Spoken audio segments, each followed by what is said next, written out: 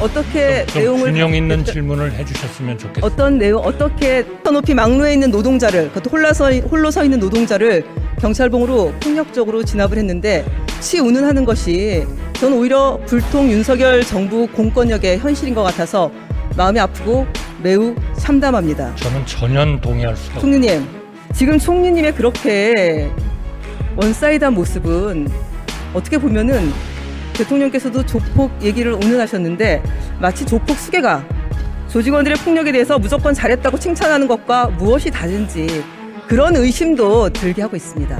경찰이 불법이 있다면 당연히 또 그 불법에 대해서는 조사가 있어야죠. 그러나 제가 본 동영상, 제가 본 경찰의 행위 이런 것들은 국민들이 낸 세금에 대해서 제대로 작동을 하고 있는 겁니다.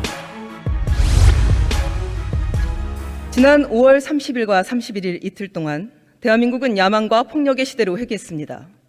윤석열 대통령이 5월 23일 국무회의에서 경찰과 관계 공무원들은 불법 행위에 대해 엄정한 법 집행을 해줄 것을 당부한다. 이렇게 발언했습니다. 그 얼마 후에 포스코 광양제철소 인근에서 고공농성을 벌이던 한국노총 김준영 사무처장은 경찰의 곤봉에 정신을 잃고 유혈이 낭자한 채로 끌려 내려왔습니다. 진압에 항의하던 금속노련 김만재 위원장은 경찰 무릎에 목이 눌린 채 뒷수갑이 채워졌습니다. 경찰의 야만적인 폭력 진압이 자행됐습니다. 총리님, 5월 31일 새벽 진압작전이 있기 전 윤익은 경찰청장으로부터 진압작전 관련해서 보고 받으셨습니까? 그거는 특별히 국무총리한테 보고받을 필요가 없이 네, 보고 받지 정부는 않으셨습니까? 노사를 불문하고 불법에 대해서는 엄정 대응한다는 보고를 받지 방침이 않으셨다니 참 이상합니다. 경찰청장이 이러한 질서를 유지하고 준법을 지키는 그러한 하나의 수장으로서 이러한 모든 합법적인 조치를 하도록 그렇게 제가 6월 2일 권한이 주어져 광양경찰서 있습니다. 방문했을 때 서장은 진압작전을 전남 도경의 지시에 따라 본인의 계획과 책임하에 진행했다. 이렇게 얘기했습니다. 전남 도경이 결정하고 지시한 이 위험천만한 만행에 대해서 총리가 사전에 보고를 받지 않으셨더니 참 이상합니다. 그럼 사후에는 보고를 받으셨습니까? 사후적으로는 받았습니다만 사전적으로 보고를 받을 그런 사항은 아닙니다. 그러면 당연히 전남도경 불법 행위가 이충호 있으면 잠시만요. 제가 질문 마저 경찰은 자기 드리겠습니다. 역할을 해야 되는 것이죠. 전남도경 이충호 청장의 단독 결정이었습니까? 저는 그 부분에 대해서 내부적인 지휘 통솔 체계를 여기서 사후 얘기할 보고 이유는 받으셨다면서요.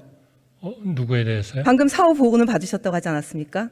사후 보고는 그 사건에 대한 사후 보고를 네, 받은 그러면 것이죠. 그 사건의 내용에 대해서 상세하게 답변을 해주시기 바랍니다. 네, 그런데 지금 의원님께서는 단 한 번도 그 고공에서 충돌을 한 근로자들이 노동자들이 경찰에 대해서 어떤 무기를 휘둘렀는지에 대해서는 전혀 말씀을 안 제가 하고 질문한 것에 답변을 해주시기 바랍니다. 그거는 너무나 제가 질문 시작한 지 몇 너무나 분이나 됐습니까? 불공정한 총리께서 질문이죠. 질문에 답변을 충실하게 해주시면 차차 나오겠죠. 어떻게 좀 내용을 균형 있는 답변- 질문을 해주셨으면 좋겠습니다. 어떤 내용, 어떻게 사후 보고 받으셨습니까? 그러한 고공행진에 대해서 그것이 전체적으로 경찰이 판단하기에 그거는 불법적인 요소가 있다 이렇게 생각해서 그거를 당연히 그 법을 준법하는 그러한 차원에서 시정을 해야죠.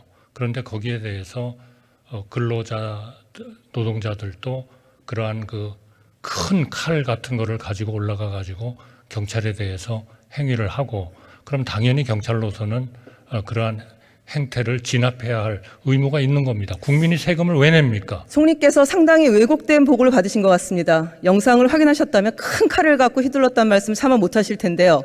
국민의 생명과 안전을 최우선으로 해야 하는 가지고 경찰이 있었다 이거죠. 8m 높이 막루에 있는 노동자를, 그것도 홀로 서 있는 노동자를 경찰봉으로 폭력적으로 진압을 했는데 물론 사전 보고 못 받으셨다 하셨고 사후 보고는 지금 그렇게 말씀하시는데 법치 운운하는 것이 저는 오히려 불통 윤석열 정부 공권력의 현실인 것 같아서 마음이 아프고 매우 참담합니다. 저는 전혀 동의할 수가 없습니다. 총리님, 경찰 물리력 행사와 관련된 기준과 방법에 관한 규칙이라는 경찰청 예규가 있습니다. 총리님, 이 예규 내용 자세히 알고 계신가요? 저 완전히 다 숙지를 하고 있지는 못합니다. 경찰의 물리력 행사의 기본 가이드라인입니다. 여기에 보면 경찰 목적을 달성해서 더 이상 물리력을 사용할 필요가 없는 경우 물리력 사용 금지, 경찰봉으로 머리, 얼굴 등 신체 중요 부위 가격은 지양해야 한다. 이렇게 적시하고 있습니다. 또 우리 대법원 판례를 보면 신고되지 않은 집회라도 집회 해산은 직접적인 위험이 명백하게 존재하는 경우에 한해서 허용한다. 또 이렇게 나와 있습니다. 제가 수십 번 여러 진압 동영상을 보고 또 봤습니다. 31일 진압은 경찰청 예규와 대법 판례를 위반한 과잉, 폭력 진압이 명백합니다. 총리님은 저의 생각에 동의를 안 하시죠? 전혀 동의하지 않습니다. 네, 그렇게 말씀하실 줄 알았습니다. 아까 경찰청 예규 내용도 자세하게 모르신다고 하시면서 저는 그런 그 말씀을 무슨 근거와 잣대로 하시는지 매우 의아합니다.